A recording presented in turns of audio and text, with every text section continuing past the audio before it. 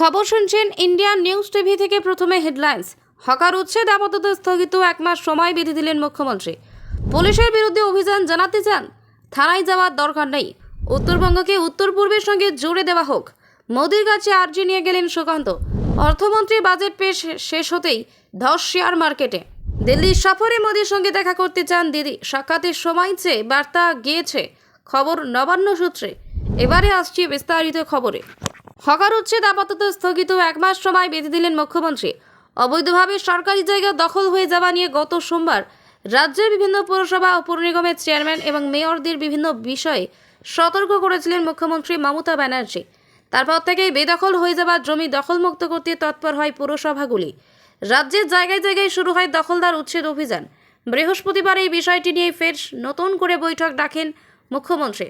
বৈঠকে ছিলেন বিভিন্ন জেলা শাসক, বিভিন্ন দফতরের আমলা, কলকাতার পুলিশ কমিশনার সহ বিভিন্ন কমিশনারেটের কমিশনার এবং কর্তারা। রাজ্য প্রশাসনের শীর্ষ আধিকারিকেরাও ওই বৈঠকে উপস্থিত ছিলেন। নবান্নের বৈঠকে মমতা বলেন, তার লক্ষ্য হকার উচ্ছেদ নয়, পুরো ব্যাপারটার একটি সৌন্দর্য বজায় রাখতে হবে। এরপরই হকারদের 1 মাস সময় বেঁধে দিলেন মমতা। তিনি বলেন, হকারদের আমি 1 মাস সময় দিচ্ছি, এর মধ্যে সব গোছাতে শুরু করুন। রাস্তা পরিষ্কার রাখতে হবে, আমাদের সার্ভে চালু থাকবে। আপনাদের কোথায় জায়গা দেওয়া যায় তা সরকার দেখবে, গোডাউনের ব্যবস্থাও করবে, কিন্তু রাস্তা দখল করা যাবে না। হকার প্রবণ জোনে প্রকৃত দরিদ্র হকার চিহ্নিত করবে 5 সদস্যের টিম। ফেরহাদ হাকিম, অরূপ বিশ্বাস, দেবাশিস কুমার, মলাই ঘটক, কলকাতার শিপিকে নিয়ে তৈরি হবে এই টিম। বিভিন্ন জোনে ঘুরে এই টিম মুখ্যমন্ত্রীকে রিপোর্ট দেবে। পুলিশের বিরুদ্ধে অভিযোগ জানাতে চান, থানায় যাওয়ার দরকার নেই। অনেক সময় থানার লকআপে মারধর বা ধৃতের মৃত্যুর ঘটনায় পুলিশের বিরুদ্ধে অভিযোগ ওঠে। সেক্ষেত্রে অভিযোগ জানাতে অনেকেই হাইকোর্টের দ্বারস্থ হন অথবা জেলা আদালতে মামলা করার প্রবণতা থাকে। অনেকেই বলেন, পুলিশের বিরুদ্ধে ওঠা অভিযোগ পুলিশের কাছে দায়ের করতে গেলে তার নেওয়াই হয় না। পুলিশের বিরুদ্ধে অভিযোগ জানানোর জন্য একটি কমিটি তৈরি করেছেন মুখ্যমন্ত্রী Mamata Bandyopadhyay. State police complaints authority নামে এই কমিটি তৈরি করা হয়েছে। সেই কমিটির শীর্ষে রয়েছেন প্রাক্তন বিচারপতি অসীম রায়, রাজ্য পুলিশের ডিজি রাজীব কুমার, কলকাতার পুলিশ কমিশনার বেনিত গোয়েল এবং স্বরাষ্ট্র সচিব নন্দিনী চক্রবর্তী। এই কমিটির কাছে সাধারণ মানুষ অভিযোগ দায়ের করতে পারবেন। অনেক সময় থানার লকআপে মারধর বা ধৃতের মৃত্যুর ঘটনায় পুলিশের বিরুদ্ধে অভিযোগ ওঠে। সেক্ষেত্রে অভিযোগ জানাতে অনেকেই হাইকোর্টের দ্বারস্থ হন অথবা জেলা আদালতে মামলা করার প্রবণতা থাকে। অনেকেই বলেন, পুলিশের বিরুদ্ধে ওঠা অভিযোগ পুলিশের কাছে দায়ের করতে গেলে তা নেওয়াই হয় না। প্রশাসনিক সূত্রে খবর, বর্তমানে কলকাতা হাইকোর্টে পুলিশ সংক্রান্ত এই ধরনের মামলার সংখ্যা 3,500-এরও বেশি। উত্তরবঙ্গকে উত্তর পূর্বের সঙ্গে জুড়ে দেওয়া হোক, মোদির কাছে আর্জি নিয়ে গেলেন সুকান্ত। বুধবার প্রধানমন্ত্রী নরেন্দ্র মোদির সঙ্গে দেখা করে প্রস্তাব দিয়েছেন সুকান্ত। তিনি প্রধানমন্ত্রীকে দেখিয়েছেন কোন কোন ক্ষেত্রে উত্তরবঙ্গের সঙ্গে উত্তর পূর্বের মিল আছে। সুকান্ত জানান, উত্তরে 8 জেলা পশ্চিমবঙ্গের অংশ হিসেবে থাকলেও উত্তর পূর্বের সঙ্গে জুড়ে দেওয়া সম্ভব কিনা তা জানতে চেয়েছেন। বুধবার প্রধানমন্ত্রী নরেন্দ্র মোদির সঙ্গে দেখা করে এই প্রস্তাব দিয়েছেন সুকান্ত। তিনি প্রধানমন্ত্রীকে দেখিয়েছেন কোন কোন ক্ষেত্রে উত্তরবঙ্গের সঙ্গে উত্তর পূর্বের মিল আছে।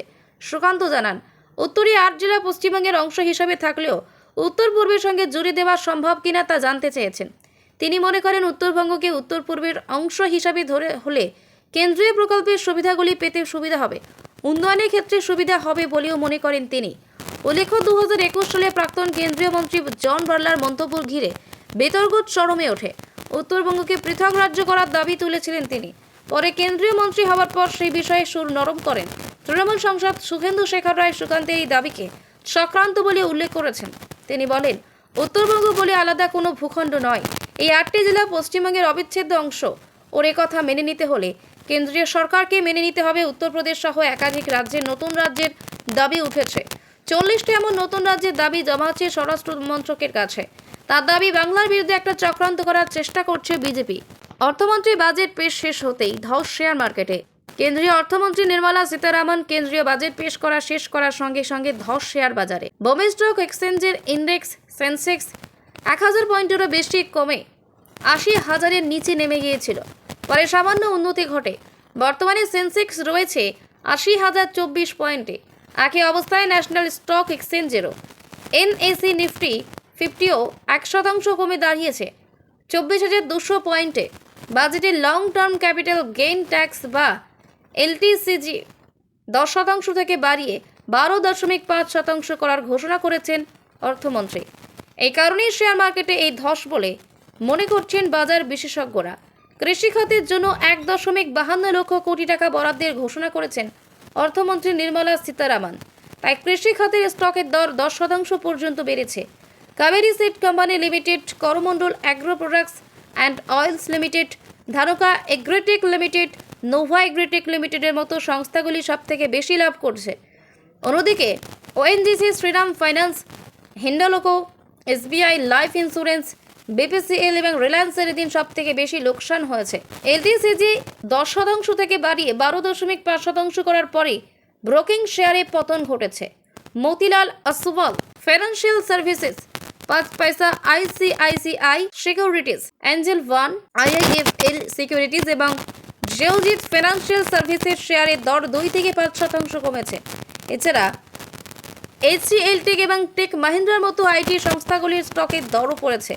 দিল্লি সফরে মোদির সঙ্গে দেখা করতে চান দিদি, সাক্ষাতের সময় সে বার্তা গিয়েছে, খবর নবান্ন সূত্রে। বৃহস্পতিবার দিল্লি যাচ্ছেন মুখ্যমন্ত্রী মমতা বন্দ্যোপাধ্যায়। ওই দিনই প্রধানমন্ত্রী নরেন্দ্র মোদীর সঙ্গে বৈঠক করতে চেয়ে তার তরফে সময় চাওয়া হয়েছে বলে রাজ্য প্রশাসন সূত্রে খবর। মোদীর সঙ্গে বৈঠকে মমতা রাজ্যের দাবি দাবা নিয়ে সরব হবেন, সেই মর্মে তথ্য তৈরি রাখা হচ্ছে।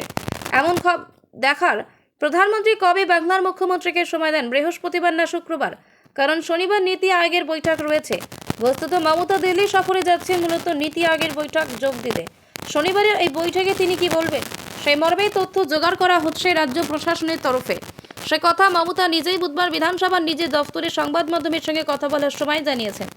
একটি সূত্রের দাবি, মমতা নীতি আয়োগের বৈঠকে লিখিত তথ্য পেশ করতে পারেন, তিনি সেখানে বক্তৃতা নাও করতে পারেন।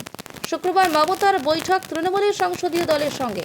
ওই বৈঠক সংসদ ভবন হতে পারে বলে তৃণমূলের একটি সূত্রের দাবি।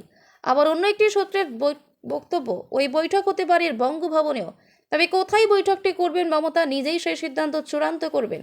বৃহস্পতিবারে তিনি 3 দিনের দিল্লি সফরে উড়ে যাচ্ছেন। লোকসভা নির্বাচনে ফল ঘোষণার পর এটাই হতে চলেছে মমতার প্রথম দিল্লি সফর। একাধিক কর্মসূচির মধ্যে প্রধানমন্ত্রীর সঙ্গে সাক্ষাৎ করতে চাইলেন তিনি।